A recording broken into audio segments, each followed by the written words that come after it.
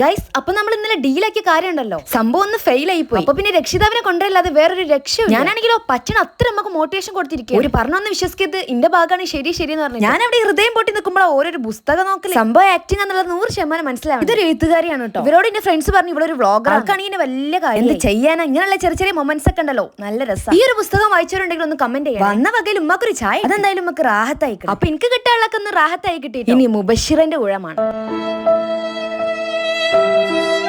ഇതിന്റെ ഇടയിലെ ഇവരൊക്കെ ഒരു മനസ്സ് ഫ്രീ ആയിട്ട് വല്ല പുസ്തകം ഉണ്ടോന്ന് അന്വേഷിക്കാൻ പോയിക്കും. അപ്പൊ എല്ലാവർക്കും നീ എന്റെ വക. ഇത് നമ്മുടെ ഗ്യാങ്ങിൽ സ്വല്പം കഴിവ് കൂടിയാണ്. എന്തായാലും എനിക്ക് കിട്ടാനുള്ള കിട്ടിയല്ലോ. അപ്പൊ എന്തായാലും കുറച്ച് വെള്ളം കുടിച്ചിട്ട് കോളേജിന്റെ പുറത്തുള്ള വിശേഷങ്ങൾ അറിയാന്ന് വിചാരിച്ചു. പുറത്തിറങ്ങി ഒന്ന് റിലാക്സ് ആവാന്ന് വിചാരിച്ചപ്പോ മുന്നിലൊരു പാമ്പ്.